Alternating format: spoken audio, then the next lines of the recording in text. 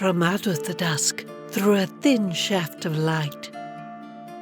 A dark shape appears on this cold, misty night. A disfigured mutation with the look of forlorn. She's a tortured creation. She is the unborn. From the bleak depths of hell and out of its fires, she ghosts in the shadows, the gutters and mires. She can smell the last breath that you take when you die, as she creeps through the gloaming to wait for the sigh. You can sense her ill presence and feel her dark power, as she glides on the wind till the death-taking hour. That's when the creatures, they turn and they flee, as another soul's claimed by a wailing banshee.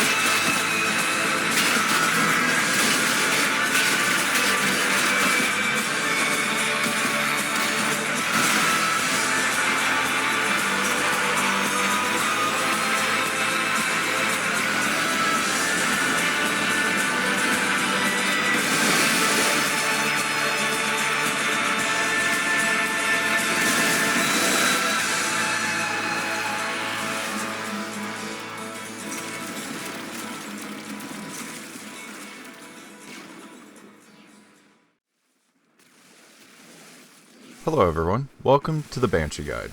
Before we get started, if y'all could leave a like, as well as a comment, subscribing, and hitting the notification bell, it would be greatly appreciated. Engaging with my videos does a lot to get this information out there for players who are looking for it. Also, I've reignited my Twitch account. There will be more details about this at the end of the video, but the link to my Twitch is in the description along with a link to the official channel Discord. Let's get started. Banshee is a warframe with massive potential. Recently, I have taken a liking to Banshee. You know, he might have a point. My recent experimentation and research with Banshee has made me appreciate her and her kit a lot more. She used to have some fairly strong support back in the day by someone who was quite shy, but they have moved on to different ventures since then and will most likely not be returning to Warframe. How do I know this?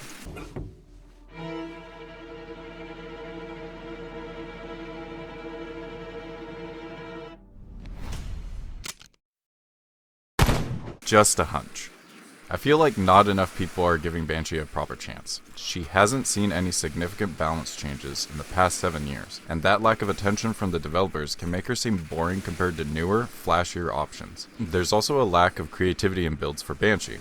Some have come up with new stuff, such as Well-Played Ninja's pool build, which does a great job highlighting one of Banshee's greatest problems. Gloom. The most common setup for Banshee is a Gloom build. I don't like that. It's boring, and it makes Banshee boring.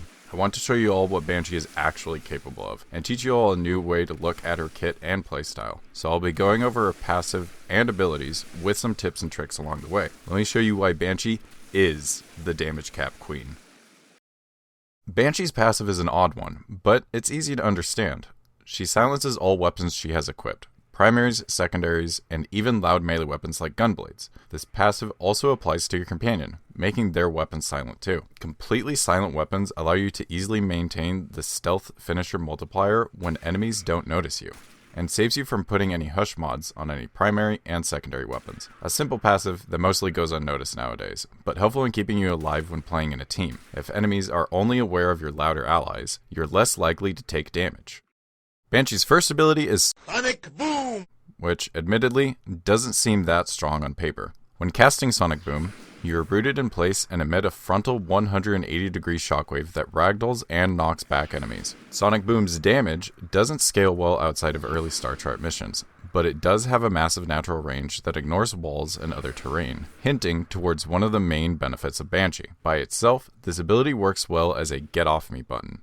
It's not the greatest form of CC, but is capable of rapidly gaining control of a large area. While Eximus units are unaffected by the knockback, Acolytes are, providing a nice way to keep them off you. Sonic Boom does come with an augment. It's called Sonic Fracture, allowing Sonic Boom to strip 70% of the enemy's armor. This gives Banshee a stat requirement. You need at least 140% power strength to fully strip armor. This also works on Eximus units and elite enemy units. Sonic Fracture is a great option for Banshee, giving you more utility in your kit, but it isn't mandatory. Banshee's second ability, Sonar, is the strongest tool available to her, making any enemies that aren't immune to abilities a complete joke.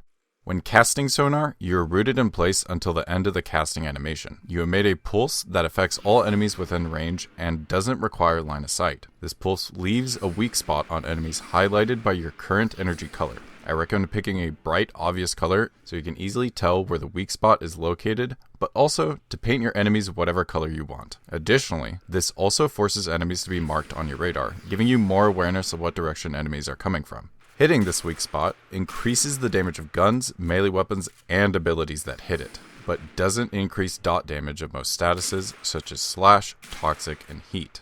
However, it will increase the damage of gas and electric since they have body part specific damage modifiers. Now, for the really cool part. Sonar's damage is calculated multiplicatively to your final damage number. So, for example, if you are dealing 1000 damage with a gun, when you hit a weak spot, you will be dealing 5,000 damage. But here comes the really cool interaction. The weak spots can stack the damage bonus on each other, up to 2 times. When stacked on one another, they are giving you an additional multiplicative addition to your final damage number. Meaning, off of that 5,000 damage you dealt, you will be dealing 25,000 damage on a double stack weak spot. That is massive. This alone makes Banshee the damage cap queen with minimal effort. Sonar also affects Eximus units, helping you increase the damage you deal to their overguard at the same time. This also means Sonar is counted as a debuff. This also means nullifiers can remove it when enemies walk into their bubble. But let's go ahead and get into the Sonar augment mod, Resonance. When you kill an enemy by dealing damage to their weak spot, that enemy will emit their own sonar pulse that has the same remaining duration of the original weak spot. This allows you to spread sonar without the need to spam the ability, giving you more coverage and less button management. These pulses can also only be emitted from enemies every few seconds, so the augment has an internal cooldown you can't see. This is an augment that I would highly recommend using, allowing you to have a more fluid gameplay loop with Banshee rather than just standing in one place and spamming your second ability. Some of us know how entertaining that gameplay loop can be. Now for Banshee's third ability. This ability holds some massive utility and works as a small survival tool. When casting Silence, you are rooted in place until the end of the casting animation and isn't recastable until the duration ends. When cast, you emit an aura that forces all non-elite enemies to become stunned for a short amount of time. This ability also does not require line of sight.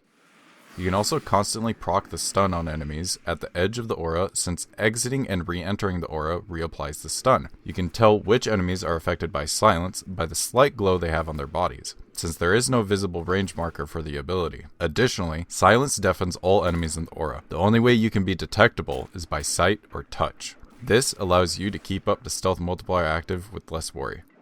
Additionally, enemy elites in the aura will be unable to use their abilities. This protects you from heavy gunner ground slams, ancient healer grapples, Eximus abilities, necromech abilities, acolyte abilities, so on and so forth. It may not seem like a strong ability, but this alone allows you to completely shut down enemies inside the aura, enhancing your survivability. It's also easy to tell when you need to recast the ability, since when it's active, it muffles the game's sound.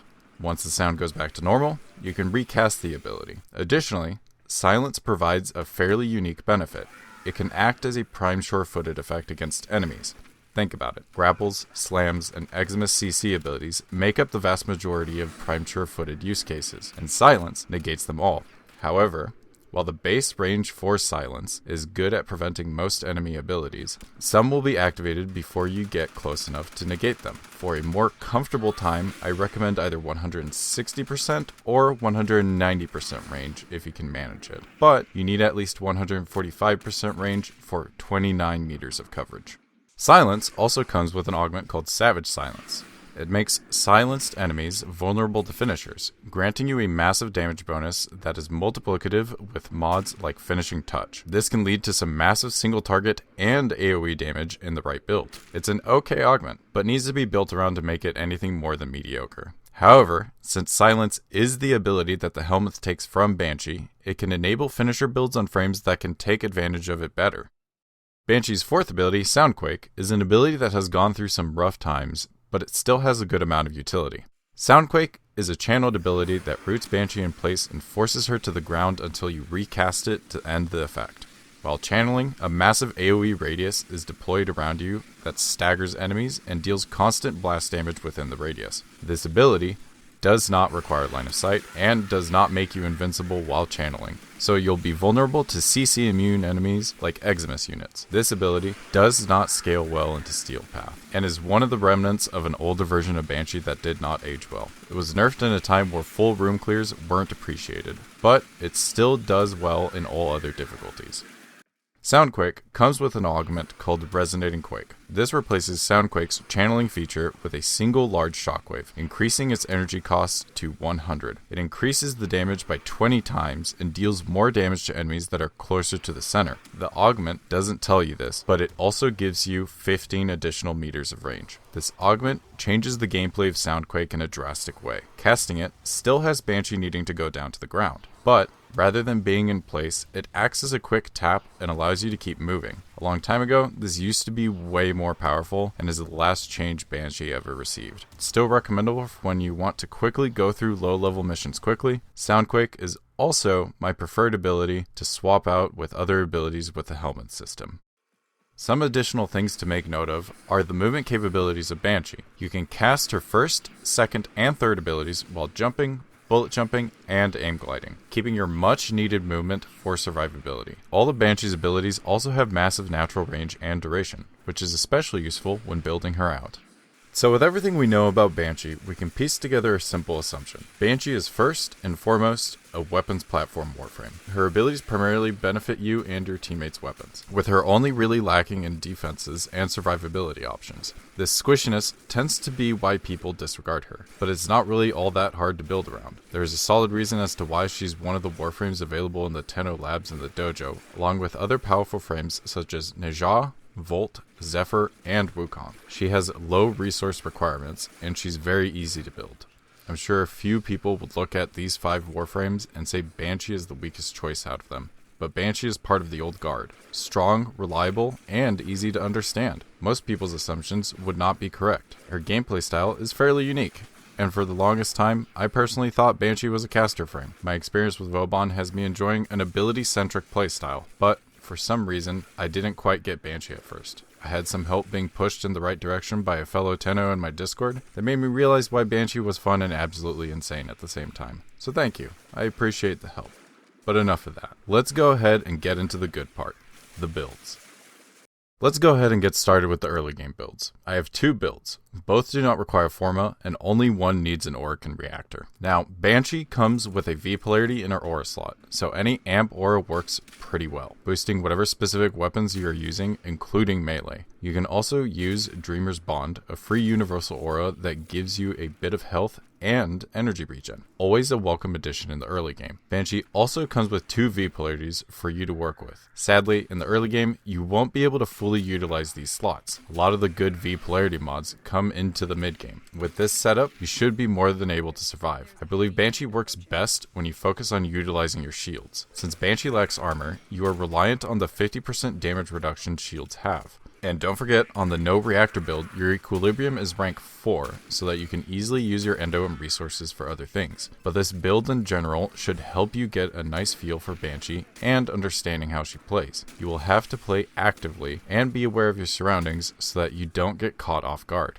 Now for the mid game no Forma build, you have a lot more resources, and you can gain easier access to Banshee's #1 augment mod, Resonance. Growing power is a nice addition for Banshee since you will be shooting pretty much all the time, and will help make your Sonar do even bigger numbers for you. The defensive focus for Banshee is still going to be shields. You can run a shield gate build easily, but I find that playstyle to not quite fit her. Most of your abilities have you standing still, so movement is key for being able to survive with Banshee or having massive shields to take a couple hits for you. If you're feeling spicy and want more power strength, you can always swap Transient Fortitude for Blind Rage, since Equilibrium is a great way of keeping your energy sustained and most of your abilities have long durations, allowing you to get your energy back efficiently. Banshee's builds start to open in the late game when you have access to more defensive options, giving you smoother gameplay and fun play styles. The main fun for Banshee is being able to make big numbers happen, but not just for you. Your team gets to enjoy those too. Hearing my friends suddenly go, holy crap, 40 mil is satisfying. Now, we are finally into the late game builds. We have multiple defensive options to help get rid of the glass portion of our cannon. But before we get into that, let's go over a few things about the builds. Number 1, Prime Sure-Footed is not 100% needed on Banshee. Having your third ability Silence with a range between 145% and 190% can work as your knockdown insurance against enemies only. So, environmentals will still affect you, and self-explosions. If you aren't comfortable with that, you also have options. Regular Sure-Footed and Fortitude can give you the same bonus amount. Handspring is always a classic option for dealing with CC, and the Unairu passive can go a long way as well. Number 2, I have all the mods maxed out. Don't worry about this. You will get there in time. The good thing about Banshee is the natural duration and range her abilities have, and makes it fairly simple for you to build her out. You don't need a lot of range, you don't need a lot of duration, and you don't need a lot of strength. Number 3, forma your Banshee however you want. I have this forma format here that I recommend for all the builds I'm going to show you.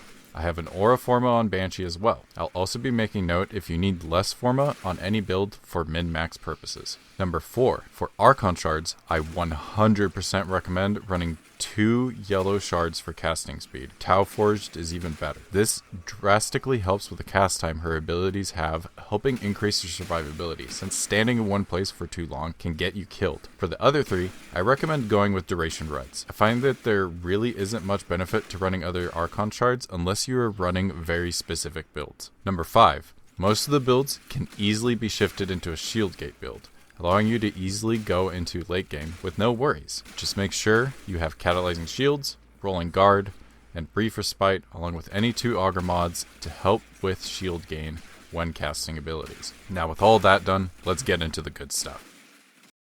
For the very first build, I have Radar Station. This build focuses more on a stationary support role. Dispenser is replacing your 4th ability, giving you some solid energy sustain to help mitigate the negative efficiency of Blind Rage. Along with that, you're focusing hard on being a shield tank build with redirection, adaptation, arcane aegis, and brief respite, allowing you to have a comfortable gameplay loop while you're casting abilities. Most of the builds are running these 4 things for survival.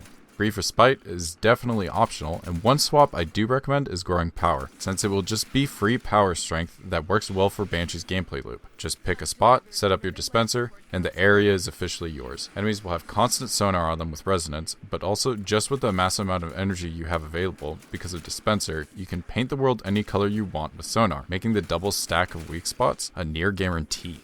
For the second build, I have Frontline Radio. I created this build to be a higher focus on weapons platform gameplay. With Condemn replacing your 4th, you now have an ability that can easily keep you alive and restore your shields when needed, along with a good amount of CC. Condemn also keeps you moving, shooting, and reloading when you cast it, giving you more movement while staying alive and putting out massive damage. This build also has more range at the expense of duration and strength, because you are also running Sonic Fracture, giving you a nice way to immediately strip armor on anything in front of you. But there's also a unique interaction between Condemn and Sonic Blast. When you condemn enemies, they will remain rooted in place and not ragdoll when you use Sonic Blast on them. Instead, they will all be pushed back towards whatever wall is behind them, giving you a surprisingly nice way of grouping enemies. You also have Arcane Steadfast to help with energy management, since most of your abilities don't cost a lot, even with negative efficiency. But don't go too crazy with casting. You don't need to spam Sonar all the time with Resonance.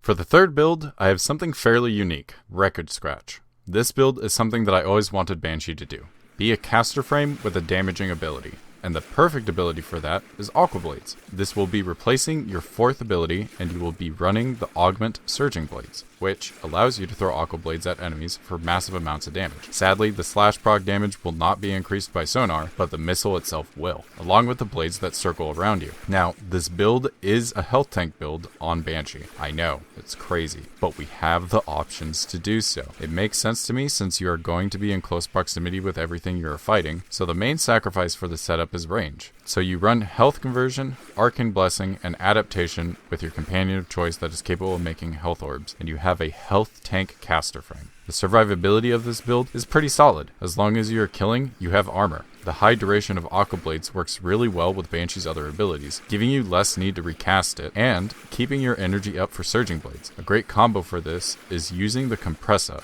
If you throw a blade at one of the bubbles on the ground, or an enemy, you will create a continuously damaging bubble for a solid amount of time. For the 4th build, I have another damage caster frame build. Metal Pipe. Now the main purpose for this build is to have Theros Strike, which is a solid ability that 100% defense strips when you hit 200% power strength. Compared to Sonic Boom, causing enemies to ragdoll, Theros Strike just gives your enemies a little push. But Theros Strike can also hit Sonar spots. Now, I have not found a reliable way to hit Sonar spots 100% of the time, but randomly, when you least expect it, you will suddenly one-shot enemies when you cast Theros Strike on them, so long as they have overlapping weak spots. And when this happens, my brain always plays this noise. You also have a fairly nice balance of stats, giving you a comfortable feel for Banshee. You also have Arcane Blessing, turning this build into a more hybrid build for defense, since Theros Strike heals you when you hit enemies. It just makes sense to give yourself that extra layer of protection.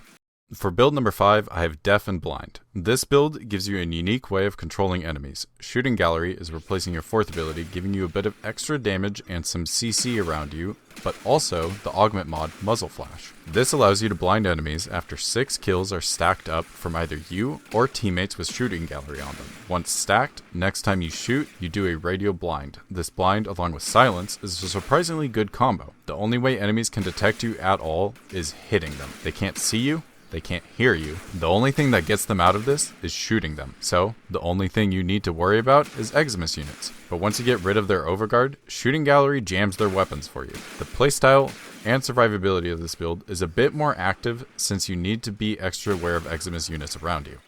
For the final build, I have Drop the Base. There's actually 2 different versions of these builds. Both these builds are meant to be used for non-Steel Path content. The first one is more of a stick to one place and defend kind of build. I would recommend swapping your first ability for Dispenser, but the build is pretty energy efficient and you can easily get by with just using Xenuric. It's a fairly lazy way of completing these missions, but when you want to just chill and have something you need to go get real quick, like a glass of water, this build allows you to do that. It also pairs really well with someone running a Speed Nova build, which forces the enemies to come faster to you and take double damage. And I highly recommend having a companion that is good at taking out enemies on its own, like the Death Cube. Eximus units will be taken care of very quickly once your companion gets rid of the overguard. The second version of Drop the Base is intended for going through Exterminate-like missions quickly. Using Resonating Quake allows you to just tap the ability and dish out a bunch of damage in a massive AoE. You'll still have to take out Eximus units and bigger units manually, but for basic ad clear, it works great. You can also run Dispenser on this for a quick grab at some energy. Even with the low duration and strength, the return on investment is well worth it since Equilibrium is on the build. But there we go, that's all the builds. And none of them with Gloom. Honestly, I have no hate towards Gloom. It's a great ability, and requires some thinking to make it work on any frame. But Gloom Banshee seems to be the #1 build everyone recommends, and I'm tired of saying it. We have so many options. All you need to do is try something out and experiment. But let's go ahead and finish this guide off with a bit of a review and some gameplay tips. Sonic Boom, while weak, holds massive CC potential, being a nice get away from me button, and a solid armor strip when running the augment. Sonar is by far the strongest ability in Banshee's kit, and you want to keep it running at all times. Resonance is something I would personally deem mandatory on Banshee, allowing you to keep yourself moving and in the action. Silence is a major utility that brings a massive amount of value. Being able to go nuh-uh to enemy abilities, lowering aggro towards you, stunning enemies with constant movement, and being a very energy efficient ability, even being just as valuable as Prime Sure-Footed when you have the right amount of range, but only for enemies. Soundquake might not be the best thing in the world, and could be one of the hardest abilities to try and make viable in Steel Path, but it still works great for non-Steel Path content. It's overlooked since it got heavily nerfed back in the day, and likely won't ever return to its previous power level. However, it still does what it's meant to do. Control a massive area while continuously dealing damage to all enemies. When playing Banshee, don't be like me and think of her as a casting frame. Think of her as a glass cannon. You are fragile. Even in the late game, with all the options available to you, taking a hit is possible, but shouldn't be your playstyle. You want to move, you want to get into places where you have the advantage. Putting yourself out in the open and just spamming Sonar is a quick way of getting yourself killed. Banshee is a weapons platform, so play her like one. My weapon recommendations for Banshee are massive spread shotguns and explosive weapons. These allow you to easily hit the Sonar spot without needing to focus too much on them. My top recommendations are Fel Arcs, Boar Prime, Tenet Ferox, Comb, Ignis Wraith, Glaive weapons, Gunblade weapons, and Death Explosion weapons like Sobek with acid shells. Surprisingly, bows are also a great option. Melee weapons in general can also benefit greatly from Sonar if you want to focus on a more melee-oriented build. If you do this, I highly recommend running Fortification, giving more survivability if you're running a health tank build or hybrid build. If you never hit a damage cap number before, Banshee will do that for you easily.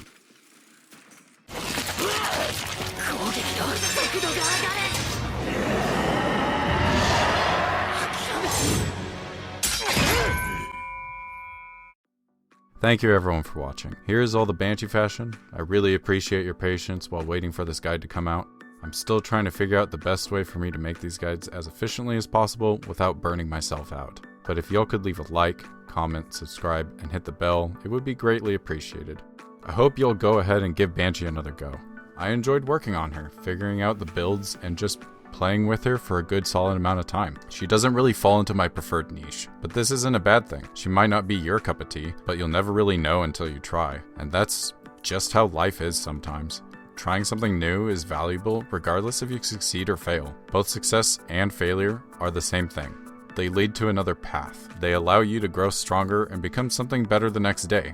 Sometimes we make mistakes, but that's another lesson. Another thing to learn, because in life, learning never stops.